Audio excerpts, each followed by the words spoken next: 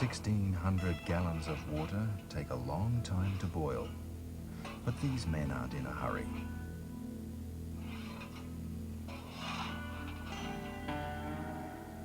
They've been up all night with this loco, coaxing it to life, feeding it with fire, remembering a time when every day on every railway began like this.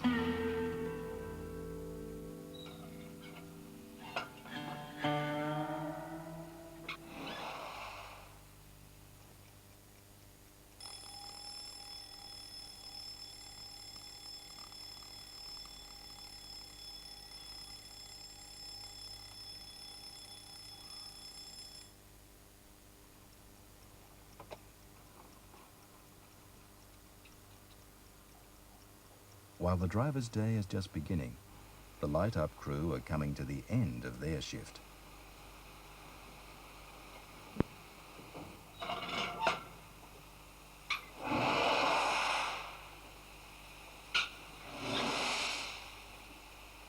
Well, that's it.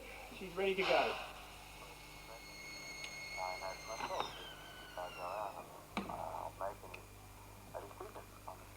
Yesterday, engineer Brian Homan spent the long night in the engine shed. Today, he'll make sure the train leaves the station on time.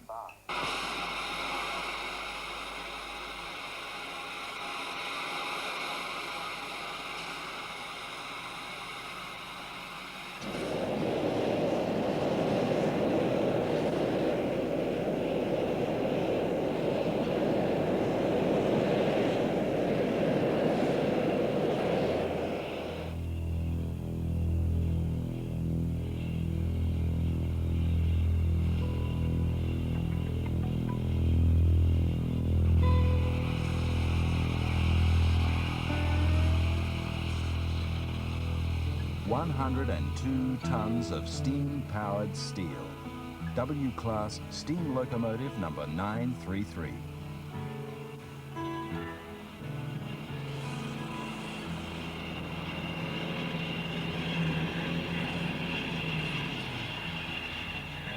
Its tender holds 3,000 gallons of water and 7 tons of coal.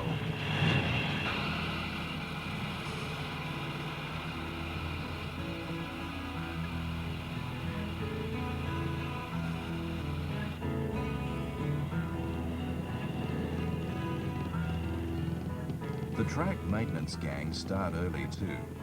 They'll spend their day repairing a line abandoned in the name of progress. Modern tools help, but they still rely on pick and shovel and manpower.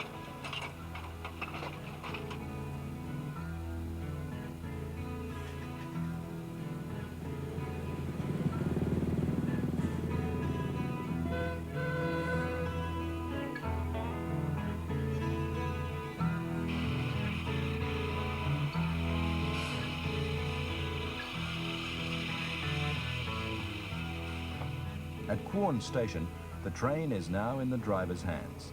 Brian makes a few final checks and another day begins for the Pichi Railway.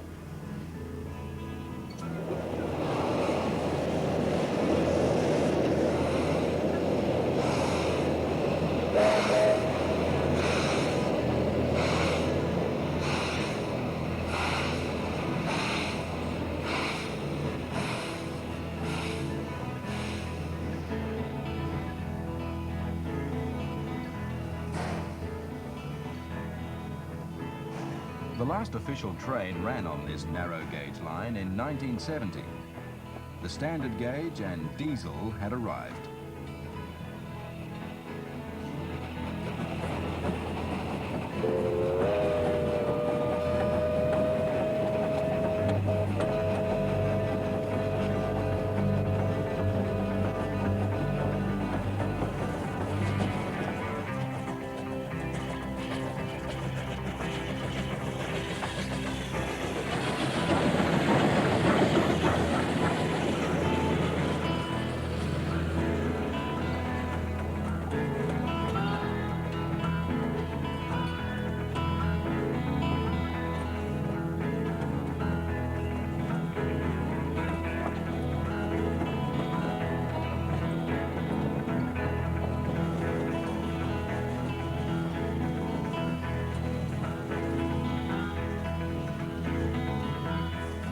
The people of Quorn wouldn't let the railway die.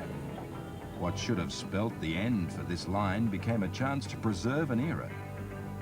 Within 4 years, the trains were back, and the ranges still echo the sound of a steam engine, as they have for 100 years.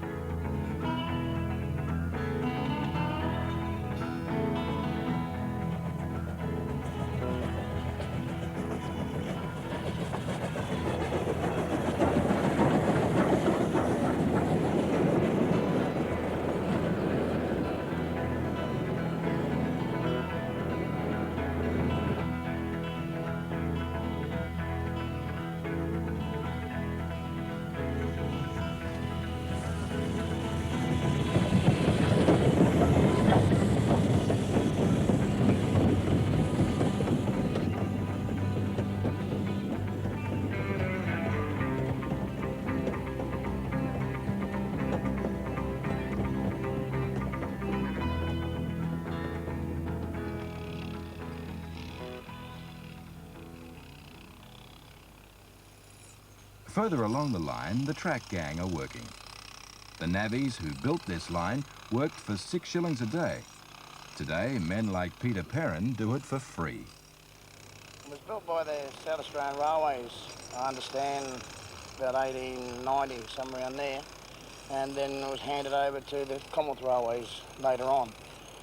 This is built mainly to get coal from Lee Creek down to the Port Augusta, and then originally it went up through to Alice Springs, and it was mainly during the war years, brought all the troops down during the war, you know, moving supplies. It's a very busy line in those days during the war, very busy.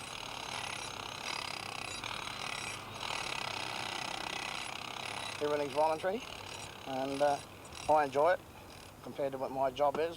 In Adelaide, as a plumber, and I just turn off from plumbing to track maintenance, so I enjoy it. It's a hobby. It keeps me fit. I don't do too bad since I've had 2 strokes, so I'm going quite well. It keeps me fit. That's the main thing.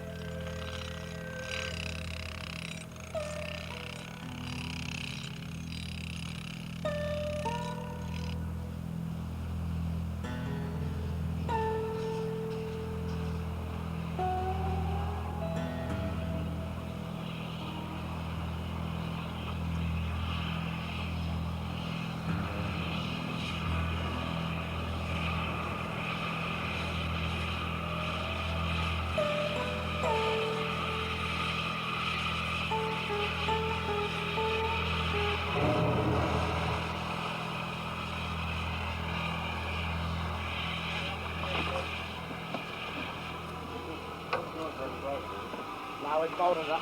Put the blade in there.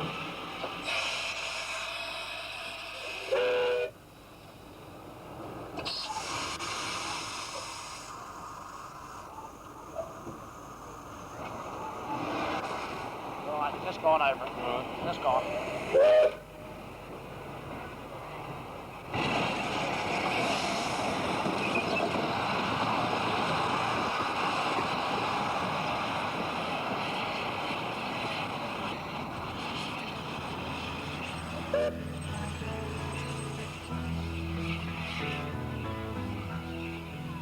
There are around 24,000 sleepers between Quorn and Woolshed Flat, and gradually, one by one, they will all have to be replaced. Much work has already been done, but the members of the track gang will never be idle. The maintenance of the track means the survival of the railway. For a steam train to live, it has to be able to move.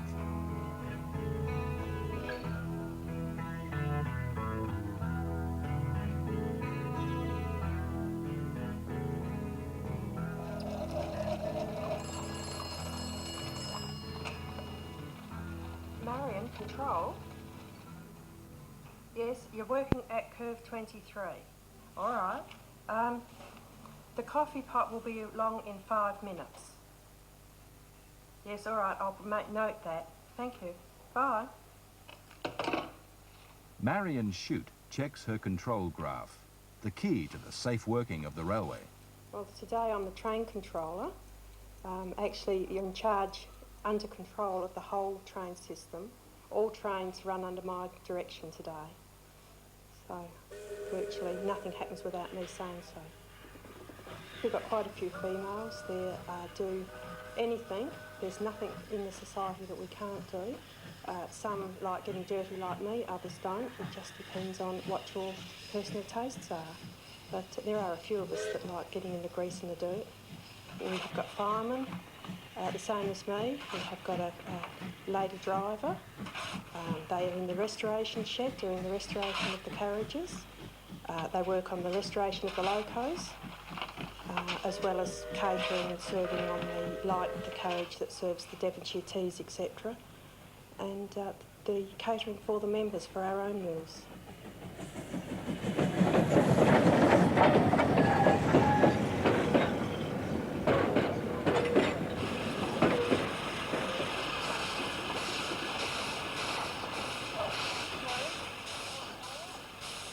The train is working all the time and it needs steam all the time, and to go over summit you have to have 3/4 of a glass of water, so you have to have more water when you get to summit than before you start, and so it's using steam, so you're actually working against the injectors all the way. The injectors is what puts the water in the boiler. The idea is you have to keep enough steam in the boiler so the driver can drive the engine, and you have to keep enough water in the boiler to cover the firebox and the fire up, so it's actually a balance between steam, water and the pressure, so you're forever balancing one against the other, and making sure that you throw the fire in the firebox where you really need it. It's not just a matter of throwing it through the door in a pile. You have to spread it right around the box and keep it well alight.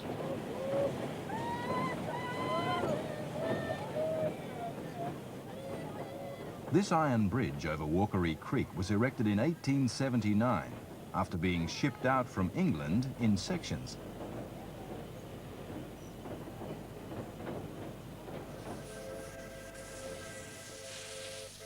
Woolshed Flat, once a fettler's camp, now the end of the line.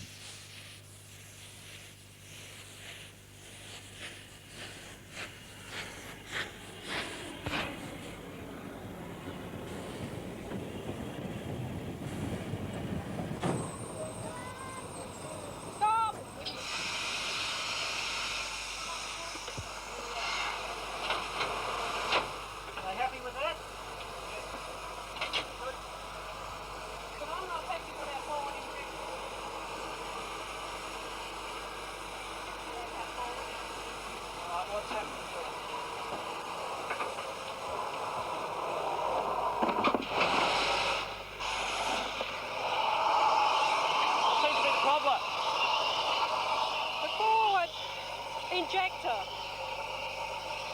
is leaking, that's all. Do you want the clack valve closed, Walter? Yeah, I think we'll shut the crank stop. Okay, I'll go and do it.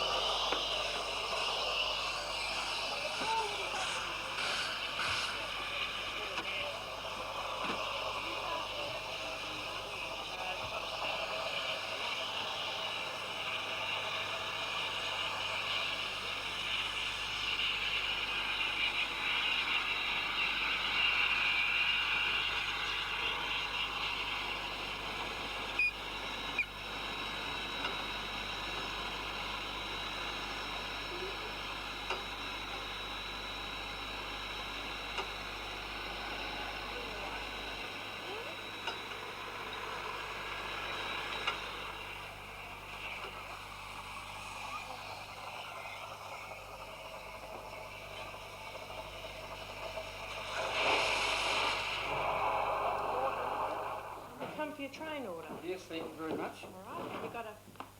Wait till I get my glasses out. We want an original and 2 copies. I have an original and 2 copies. All right. Yes. Right, it's train order number 5, FIVE, of the 8th of the 10th of 1989, to guard and driver of train number 145 ONE FOUR FIVE, engine number SMC1 ONE at Quorn Station QUORN. Proceed to Summit, S-U-M-M-I-T. Train orders are spelt out and repeated to avoid confusion caused by poor communications or bad spelling. Proceed to Summit, S-U-M. There's no room for error when there are two trains operating on the same track. Or O-N-E-F-O-U-R, F-O-U-R. Marion, control. Yes, right. All right, thank you. Right, the coffee pot's about to leave. Yes. Yes, just given the order. Right, thank you. Bye. Right. Yep, Thank you very much. Right.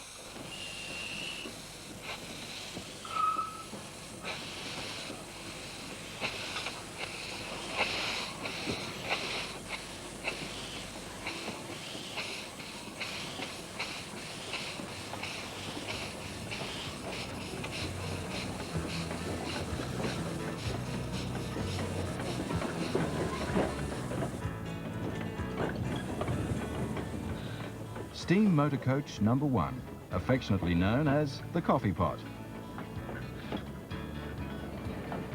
The engine was built in 1905 by Kitson of Leeds, England, and the coach constructed by the Metropolitan Amalgamated Railway Carriage Company of Birmingham in the same year.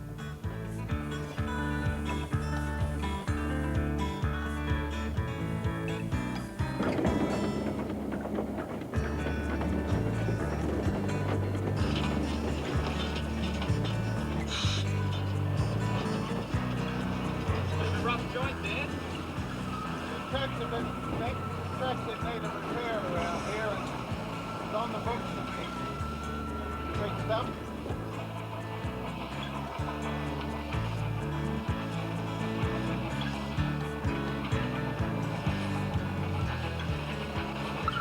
Dal Phillips, motor coach guard and unofficial caretaker. I've had a lifelong love of trains, and it's great fun being up here with the Pichi Railway at all times, but particularly the coffee pot. It gives me a great amount of pleasure because of the history of the vehicle and the fact that it's unique to this area. It spent all its working life working out of Thorn. It was put into service in 1906 and it was taken out of service in 1932. Later it went to Alice Springs as an outside museum piece, but it came back to Thorn and was restored here by members of the Pichi Railway Preservation Society, and it's been running for some 4 or 5 years.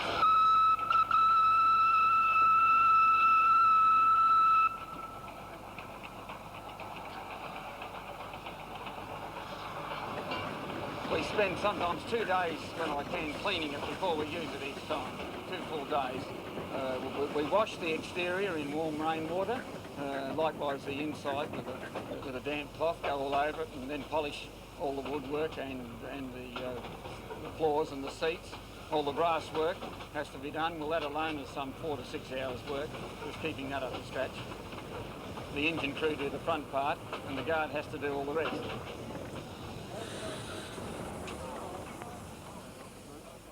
In its heyday, the coffee pot was available to tennis and football clubs for weekend charter, as well as making a weekly trip to Hawker, carrying passengers and mail. Now it runs about 5 times a year and is often driven by a retired engine driver, Charlie Rosewarne. Well, it's a unique little engine. It's, I believe, the only one in the world, and it's worth the preservation of it, and it's interesting to drive. It's, let's face it, over half a century old, and things were different in those days. Would all passengers now board the train, please? We're ready for departure. Right. That's right. There's a mat. Just wipe the mud off your boots, thanks. Thank you if there's any dirt or stones. Thank you very much. I hope you all enjoyed your lunch. That's good. And as soon as we're all on board, we'll head up to the summit.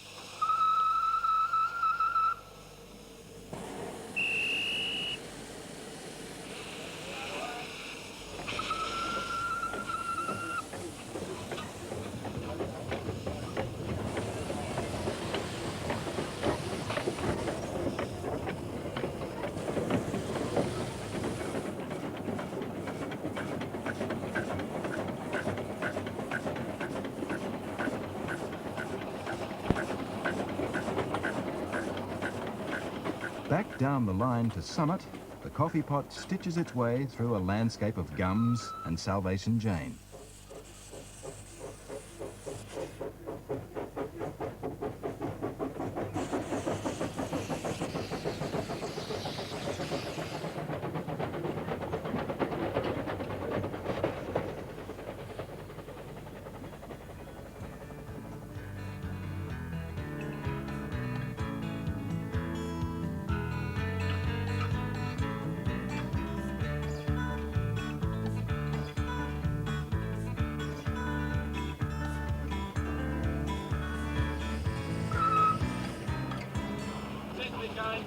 Okay, I've got the pumps beating a bit faster than the other two.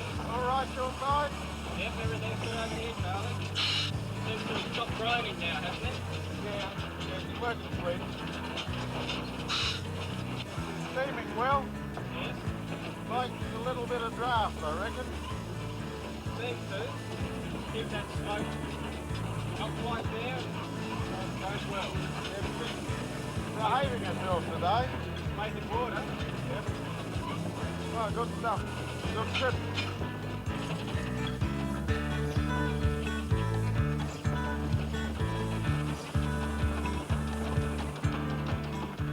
Coffee pot weighs only 21 tonnes, and its two driving wheels are only 28.5 inches in diameter.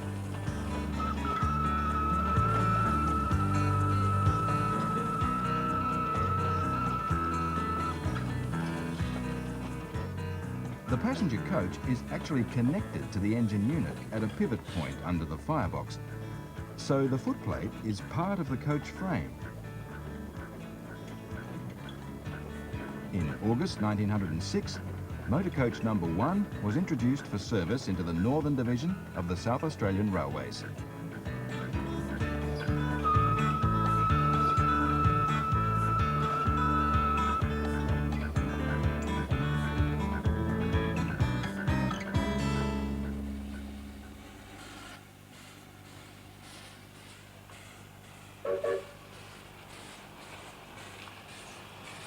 Back at Woolshed Flat, 933 couples up for the day's last journey home.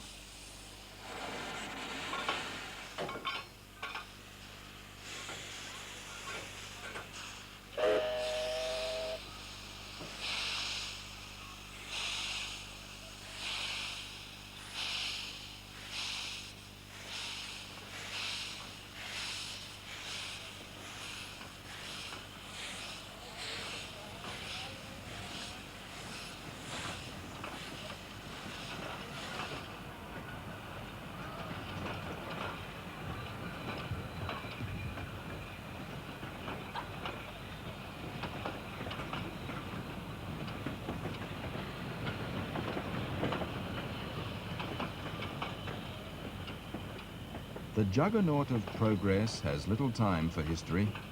Steam trains opened up this land and now their job is done. So spare a thought for those who allow us a glimpse of yesterday as they fire and drive their slow train to the past.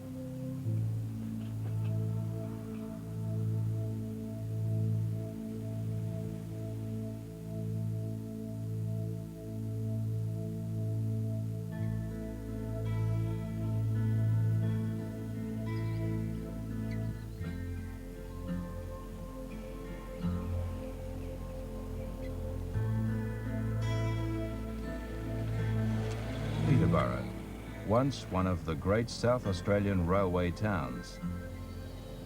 Night and day, steam trains passed through its station where 3 rail gauges lay side by side.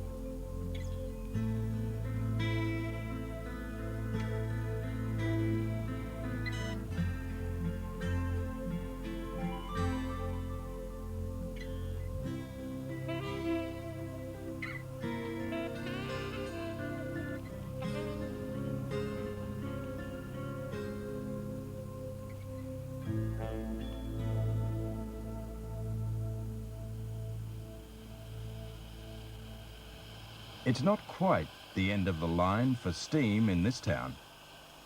Hey, John, can you see if they've got a couple of bamboo plugs with those oil holes in the rods? There's a few missing around the place. I think there are a couple more in the cab. These men are volunteers with the Steamtown Peterborough Railway Preservation Society. Okay, actually, what's the fire looking like? Yeah, she's all right. Any water? Yeah, plenty of water.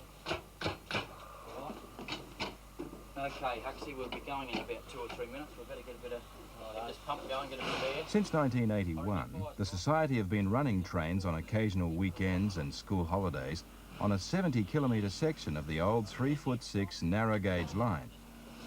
Forward. Police come up, one around the other corner.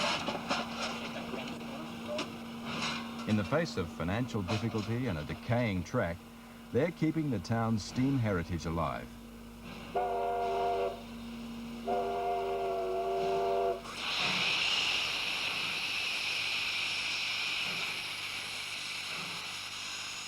The power for today's train is provided by W901, a light mountain type engine of the same class as W933 at Quorn. Built by Bayer Peacock & Co. in England and delivered in 1951, the Ws were superseded by diesel after a relatively short life of only 20 years.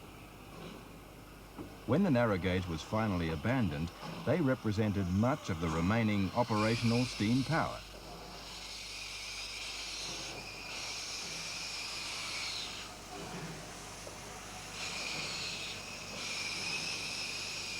Right on the table.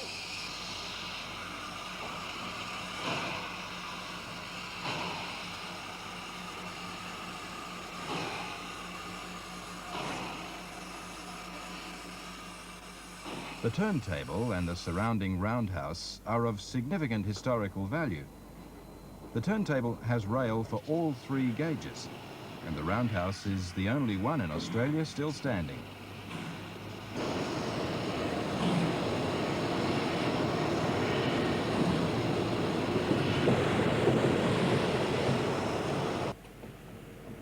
The blowdown clears sludge and scale that may have settled in the bottom of the boiler.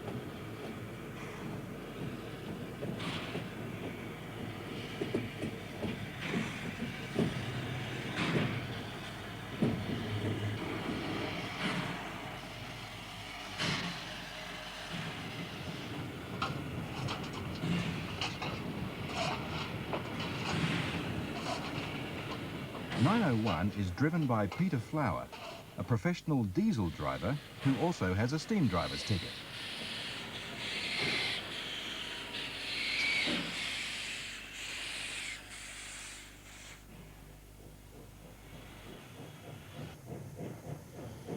He's one of the new generation of railwaymen to whom steam trains are a hobby. For Merv Yates, they were his life. I was very declared after retirement that I would never ever step on another steam engine, which stupidly I did. And my lad said to me, oh, well, he said, you go up, we've got to keep it going somehow. So they all got onto me, and I stopped here and learnt lads the way to try and buy an engine. And I put quite a few through. And that was it. And here I am today, still mobile at 70. I'd have my head red. I can remember the place here. It was in years gone by, and the real steam days were T-classes, that all around this roundhouse here, there used to be 2 engines in each bay. You'd book on here Sunday night to go to Quorn, and you couldn't see the shed for steam, for smoke. And at that stage again, there was 5,800 people in the town. And as today, which with diesels, is 2,610.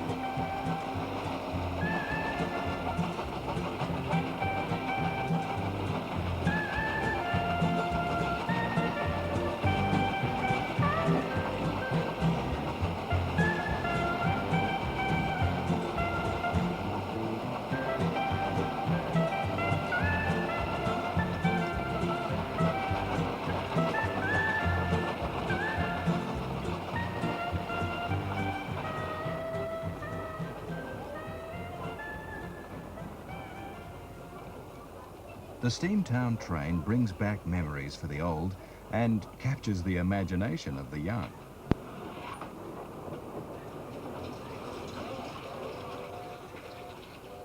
But for all its sentimental value, running the railway is expensive. Would you like to buy a ticket in our raffle, please? Lotteries help to raise money. The winner gets to swap the view from a carriage for a ride on the footplate.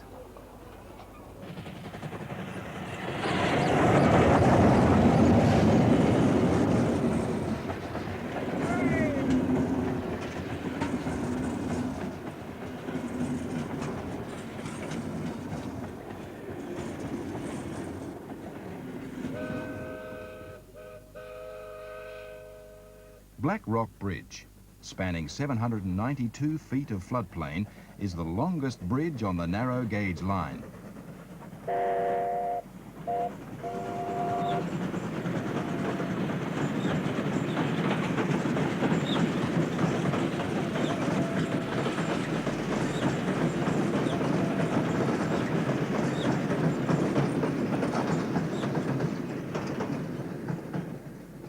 Can I have your attention, please? We're about to draw the raffle for the winner who will ride on the engine from Orroroo to Eurelia. Would the person holding ticket number A21, blue ticket, please come to the souvenir coach? Would the person holding a blue ticket A21, please come to the souvenir coach?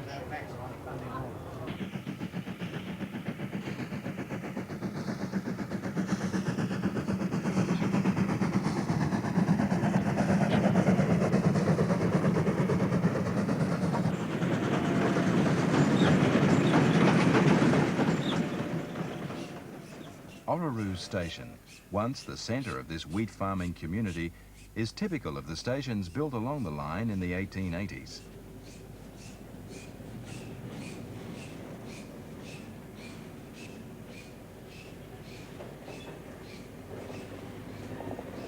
The train stops here so the prize-winning passengers can take their place in the engine.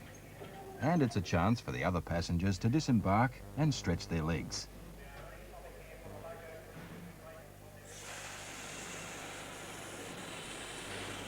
The engine crew regularly oil all the moving joints and bearings of the locomotive's motion. In a day, the crew will use a gallon or more of bearing oil, in addition to the 4 pints of steam cylinder oil used to lubricate pistons and pumps.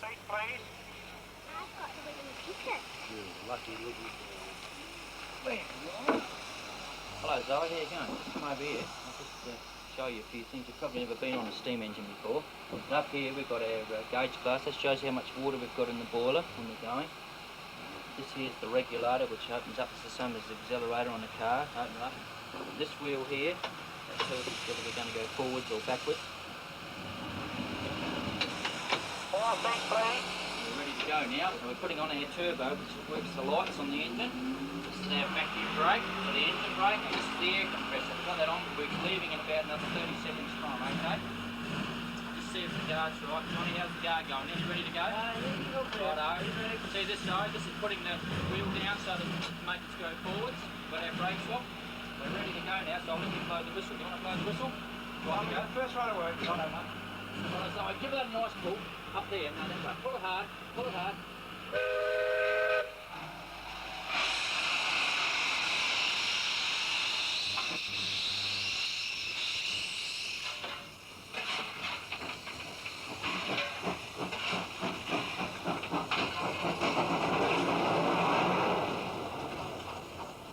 Sand is put on the line through a tube near the wheels to stop them from slipping.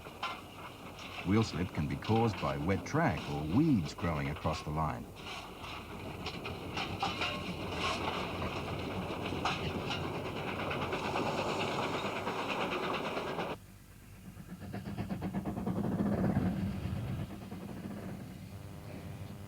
In summer, temperatures in this area can reach over 37 degrees, a century on the Fahrenheit scale.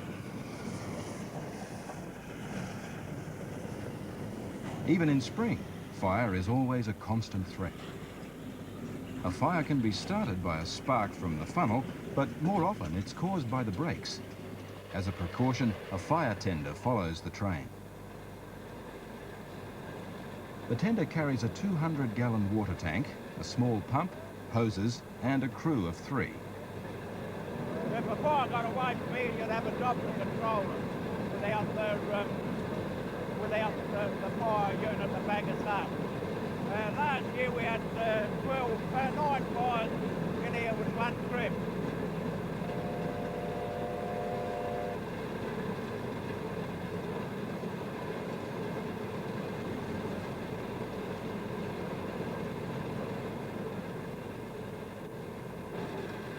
When he's not fighting fires, Archie Stevens is Steamtown's resident jack-of-all-trades. Their depot caretaker fitter, so I do all the repairs and make sure that everything works, the engine works, these vehicles run, and any other little work that has to be done.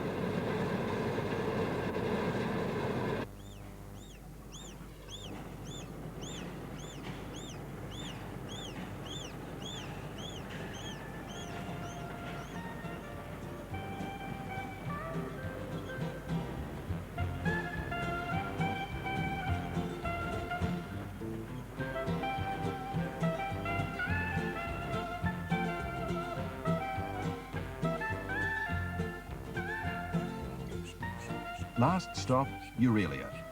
When this section of line was completed through to Quorn in 1882, it connected the Great Northern Railway. This was to be the transcontinental line connecting Australia north to south. But it never crossed the desert.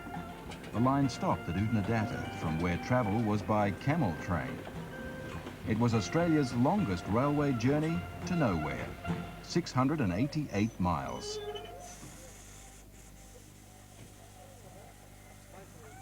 Today, though, the 40-mile run has gone well for driver Peter, his fireman, and Locomotive 901. It's the first time I've really driven it properly. I've fired it a few times, but it's the first time I've driven it. It's good. Really good engine. Good engine to work on. Well, a fortnight ago, we had a lot of wheel slipping because of the weeds over the track. And today, well, what they did, they poisoned it. And the weeds had dried off, and today we didn't have much trouble at all. We just slipped a few times coming up over the top of the bank, Mimbalara bank, but I was pushing it pretty hard. We were steaming heavy, and there's no problem. We got over easy.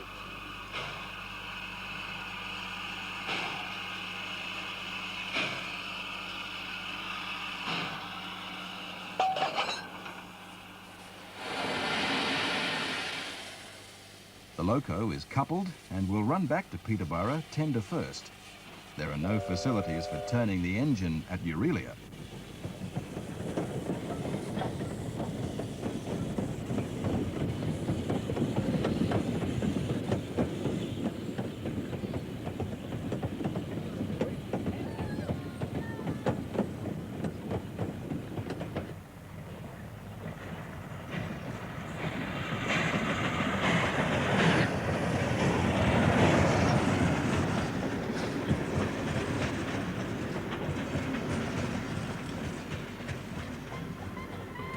Peterborough will survive as a diesel town, but without this train, its Steamtown heritage is gone.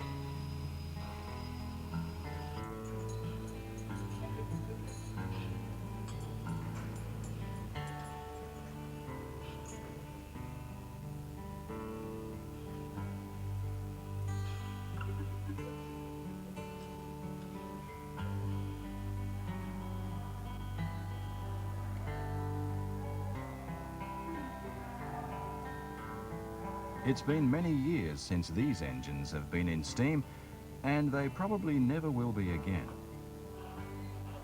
Here at the Port Dock Railway Museum, they stand as cold, silent sentinels, guarding the memory of the others like them that ended life in a breaker's yard.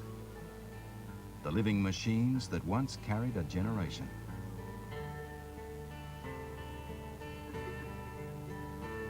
The history of the South Australian railways are preserved here in the old engines and rolling stock.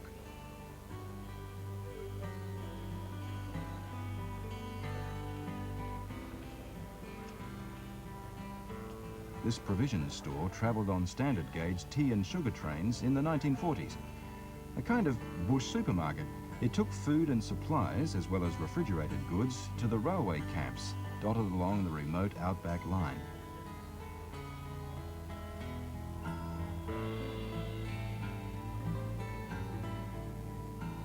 The museum, which is privately run, was established in 1963 and spent 7 years collecting old locos and rolling stock before it was officially opened in 1970.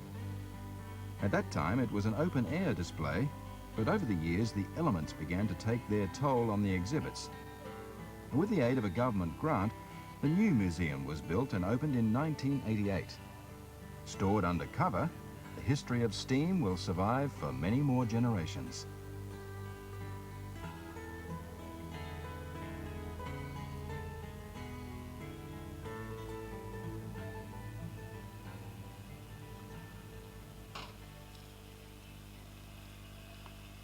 Not all the locos at the Port Dock Museum are on static display.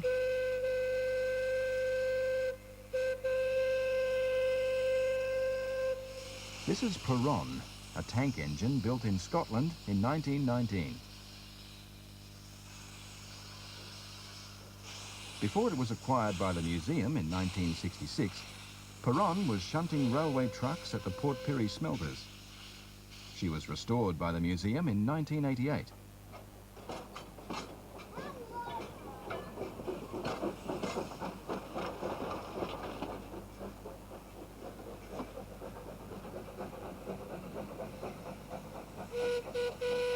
The other loco, Bub, is a model engine built by the museum for children's rides around its 5-acre grounds.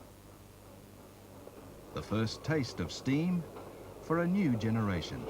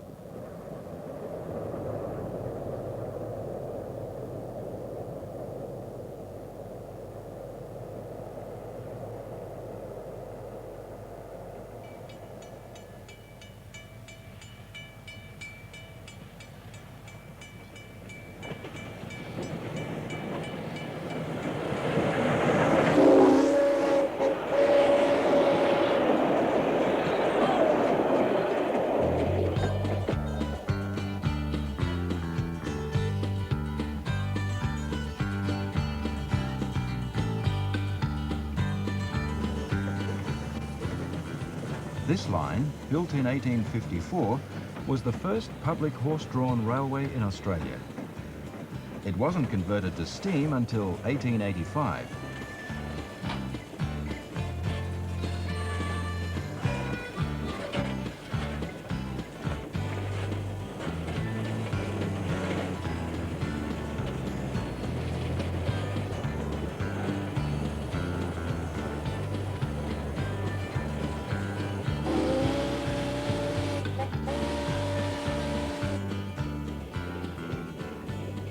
Today, the track and the trains that run on it are owned and operated by Steamranger Tours, the operating arm of the Australian Railway Historical Society. This is RX 224, built in 1915.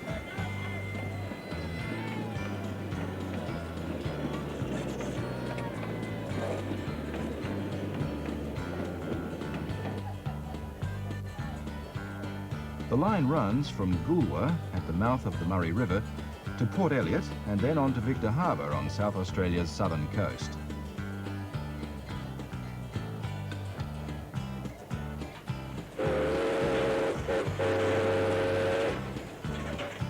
The beaches of Goolwa have always been popular with travellers and famous for their cockles, and this train has always been known as the Cockle Train, even in official railway correspondence.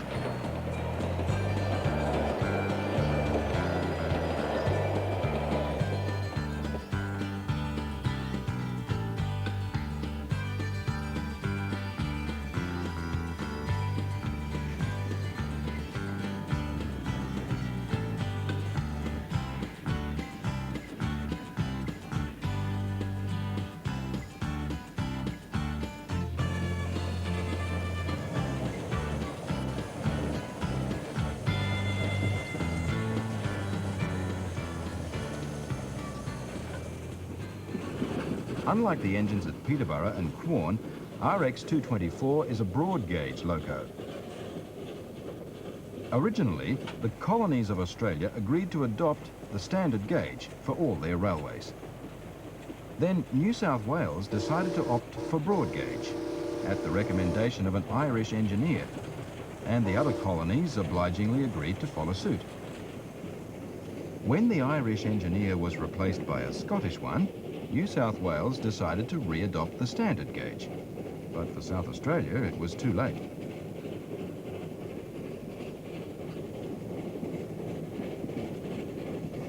This line, as well as several others, were already under construction, and locomotives and rolling stock had been bought. The problem was further compounded in the 1860s when financial depression meant adopting the cheaper narrow gauge for the long northern lines. Hence, Australia inherited an unwieldy system of 3 different railway gauges.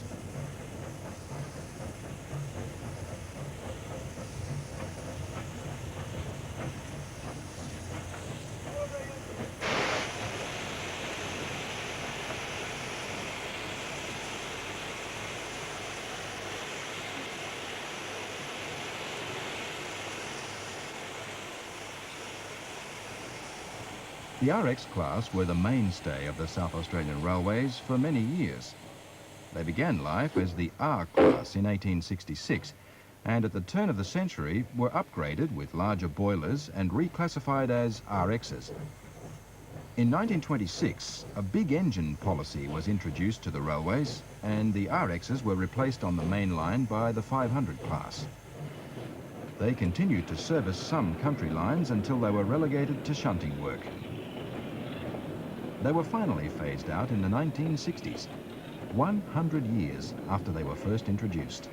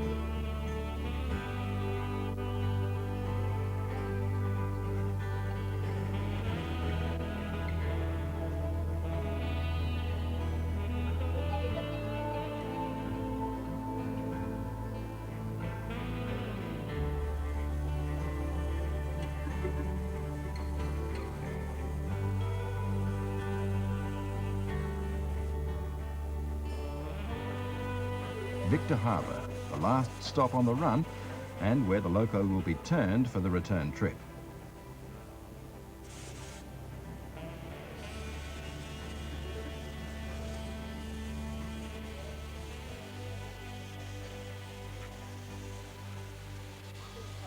The passengers disembark at the station, while the engine crew uncouple the engine.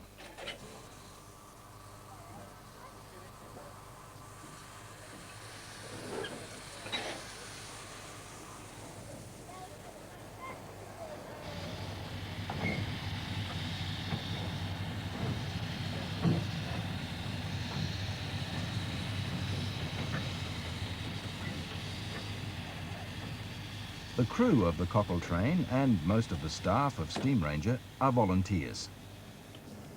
Some are ex-railway employees, but others, like John Smythe, gained their knowledge and skills through the society. Well, this is an RX class built in 1915 by Walkers Limited in Queensland. It was one of a number of classes that were built in 3 different places, 3 different localities in England, Queensland and by the railways in South Australia. There were lots of them and they went everywhere in the South Australian railway system. Well, they were the workhorse of the system for a good many years. At the start of this century, they worked passenger trains and goods trains all over the state. I'm not a professional railwayman. I was taught by some very skillful railway people and thoroughly enjoying it.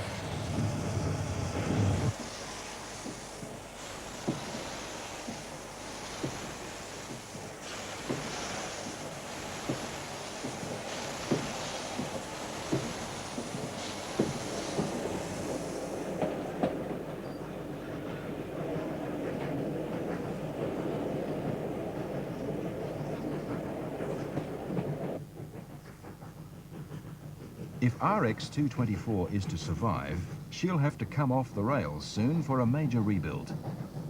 But in Steamranger's workshops, RX 207 is waiting to take her place at the head of the Cockle Train.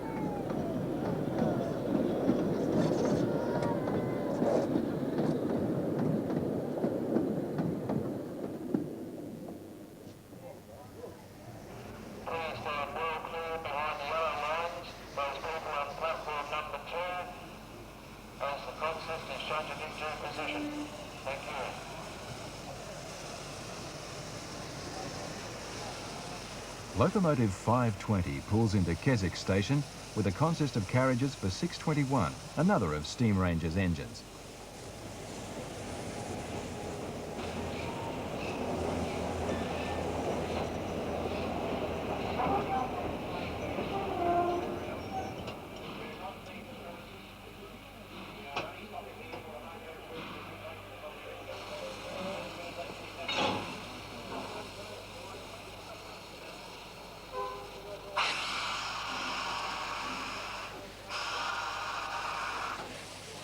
Built by the South Australian Railways at Islington in 1936, 621 was based on the British engine Earl Marischal, built for the London North Eastern Railway. Today, 621 Duke of Edinburgh will be parallel running the most famous London North Eastern locomotive of them all, Flying Scotsman.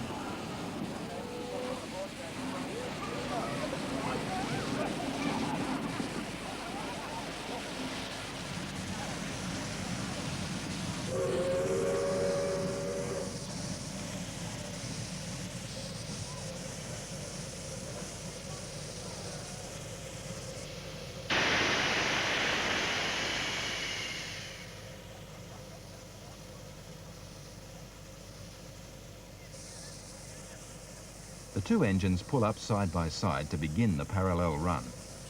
621 on the broad gauge, Scotsman on the standard gauge line.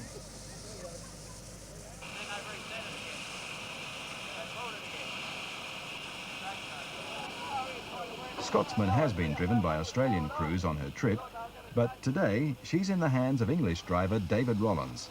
It's the first locomotive to officially done 100 mile an hour. And I don't think many engines in Australia come anywhere near that. We'd have heard all about it in England if they had it. There's always been a friendly rivalry between the British and Australians on the sporting fields and even on the footplates.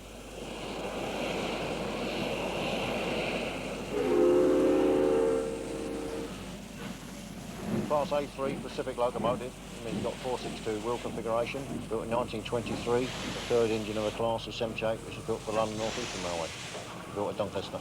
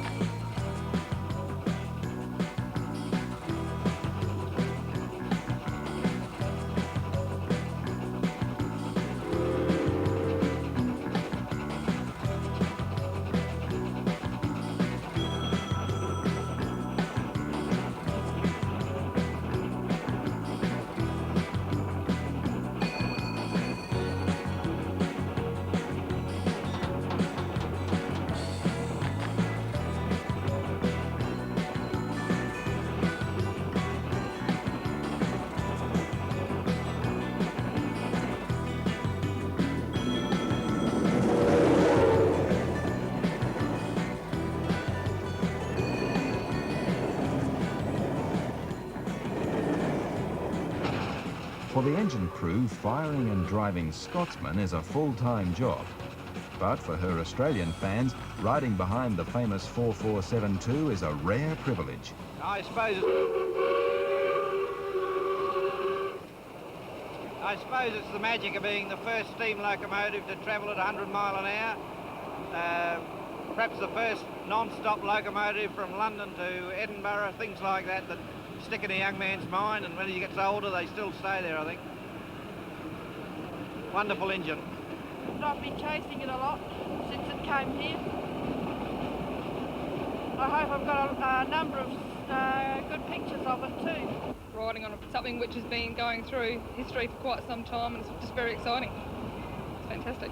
Sometimes it's a bit hard to get some good shots of it though, because too many people stand in front of it. You get elbows, heads and things like that all the time, so I have had to abort a few planned shots. I got a little bit enthusiastic and I held my video camera outside the carriage window just here, and there was a speed sign which I only saw through the lens of the camera, and then it hit it.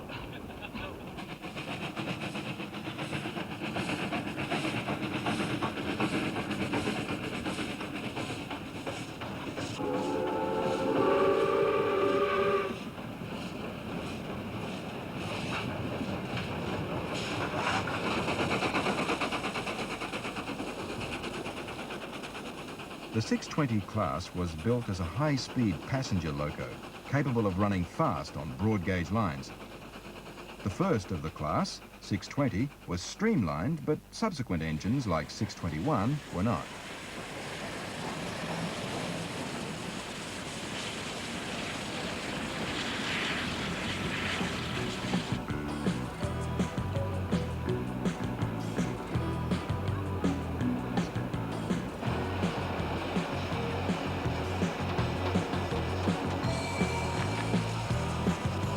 Duke of Edinburgh is also a Pacific-class engine of a similar size and weight to Scotsman.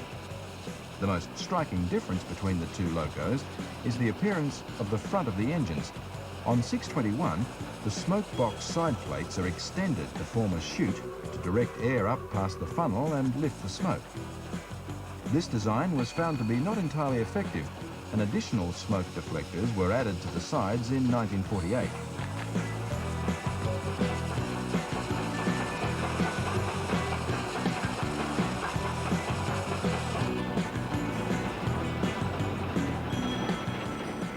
.621 may not have the fame or film star looks of Scotsman, but she's still every inch a classic steam locomotive.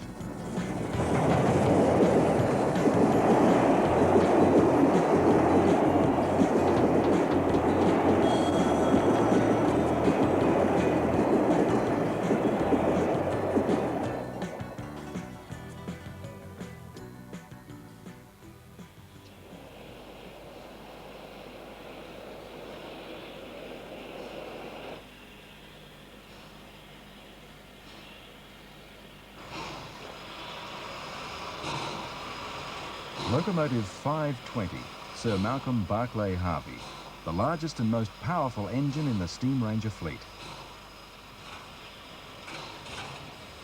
Just a bit more oil, bro.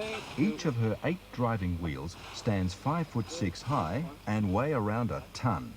In total, there are 28 wheels supporting this 87-foot, 200-ton steam locomotive. At Musuem railway station, a group of marathon runners are limbering up for an unusual race.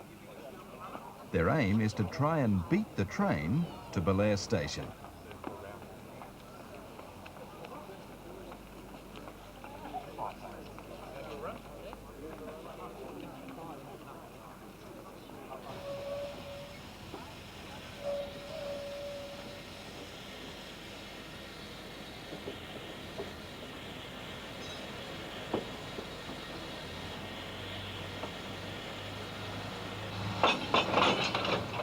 This line is still in regular use, and railway regulations require a professional locomotive crew to operate the engine.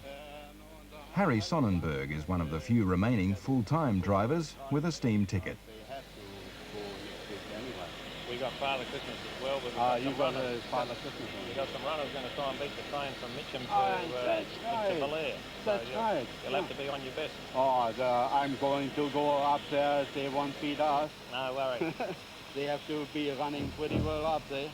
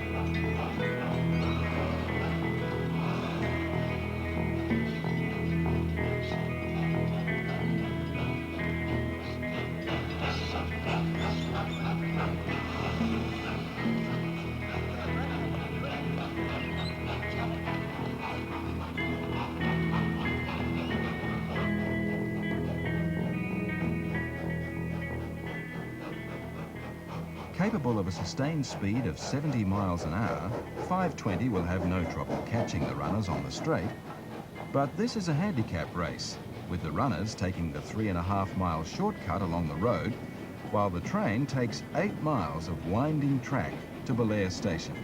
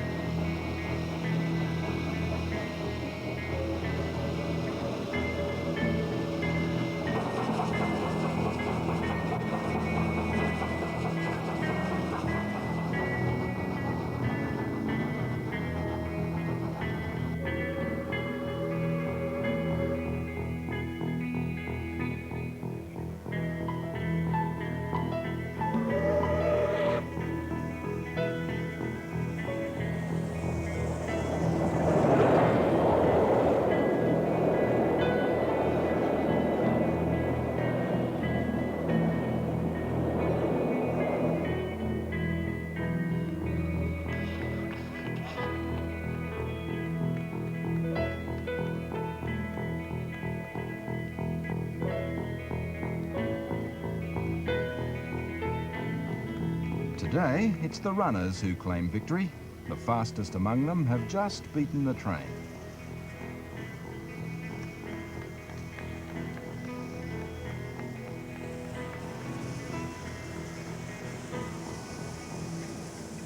.520 has not disgraced herself and steams proudly into the station, gracious even in defeat.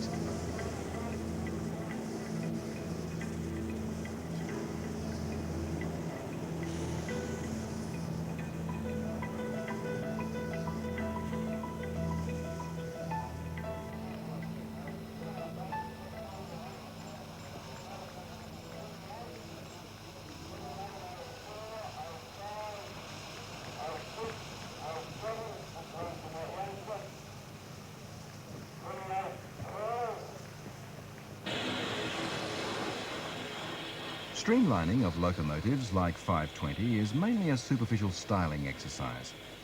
A railway engineer once remarked that it was bringing the fashions of women's hat shops into engineering.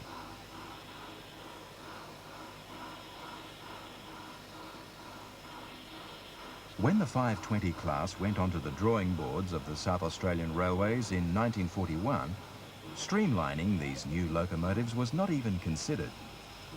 But in late 1942, Chief Engineer Frank Harrison saw an illustration in an American magazine of the new Pennsylvania Railroad T1 class loco. The streamlined shape of that engine became the basis for the styling of the new South Australian 520 class.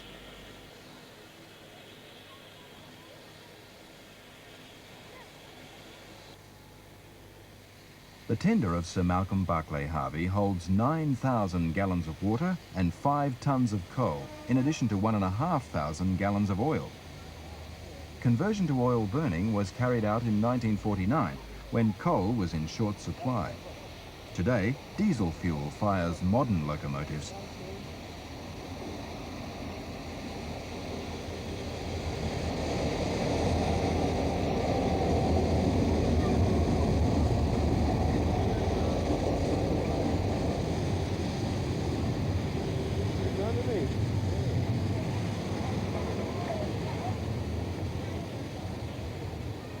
The water towers that once dotted the railway lines are gone.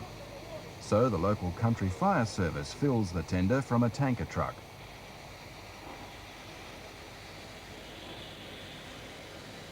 The Whispering Giants, as the 520s became known, operated on all the main lines in the state.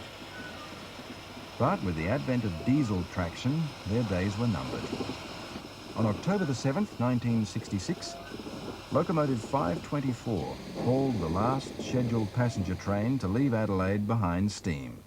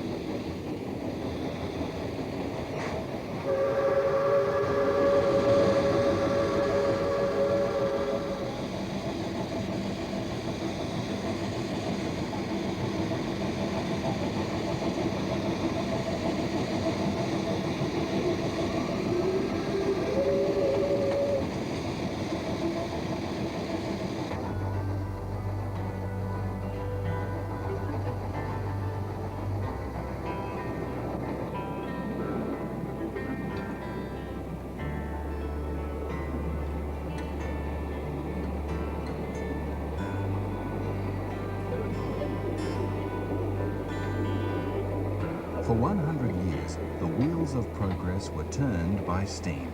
And now the revolution it created has all but passed it by.